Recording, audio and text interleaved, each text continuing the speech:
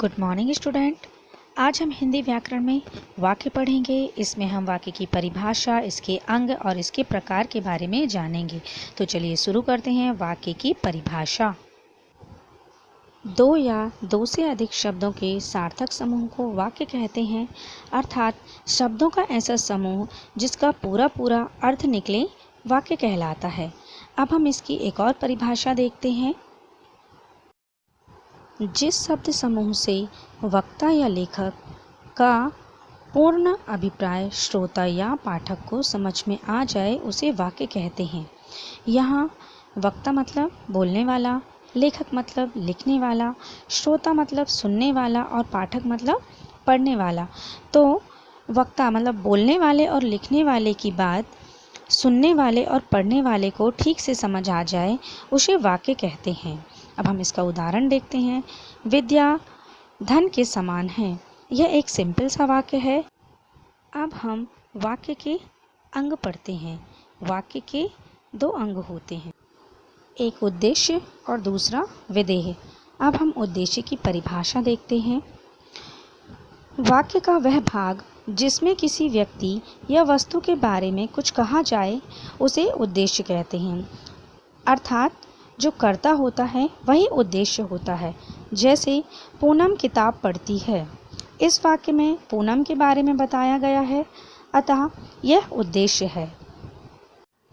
अब हम विधेय के बारे में पढ़ते हैं।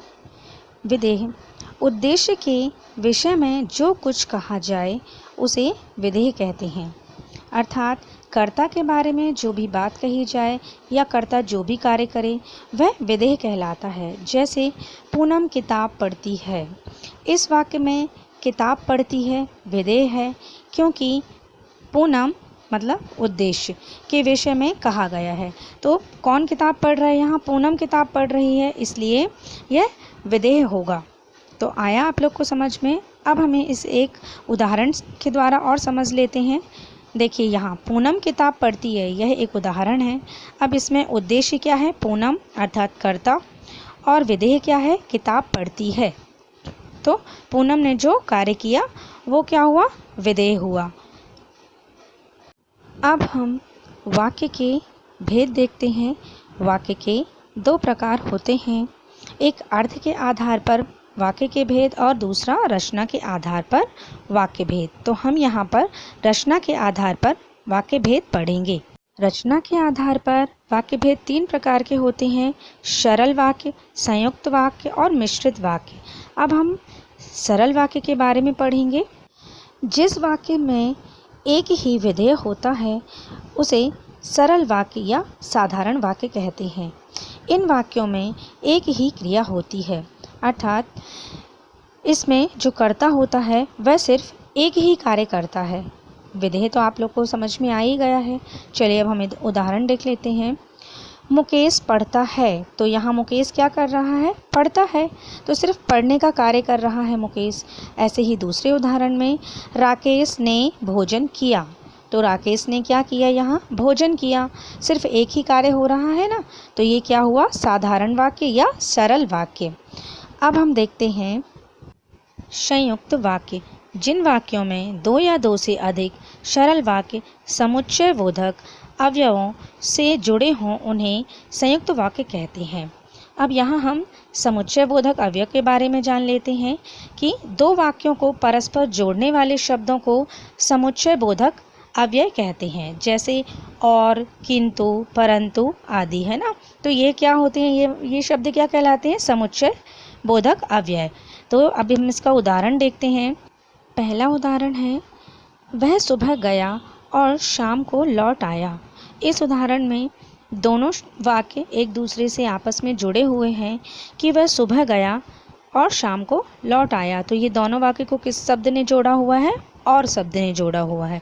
ऐसे ही इसका दूसरा उदाहरण देखते हैं। प्रिय बोलो पर असत्य नहीं। यहाँ पर भी दो वाक्य हैं कि प्रिय बोलो, असत्य नहीं, और इन दोनों वाक्यों को आपस में किसने जोड़ा है? पर ने जोड़ा है कि प्रिय बोलो पर असत्य नहीं। तो आया समझ में आप लोग को संयुक्त वाक्य। अब हम देखते हैं मिश्रित वाक्य। जिन वाक्यों में एक मुख्य या प्रधान उपवाक्य हो और अन्य आश्रित उपवाक्य हों, उन्हें मिश्रित या मिश्र वाक्य कहते हैं।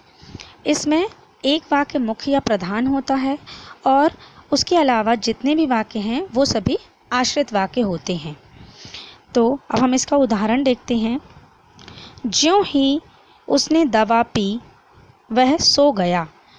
यहाँ पे ज्यों ही मुख्य वाक्य है और वह सो गया यह आश्रित वाक्य है।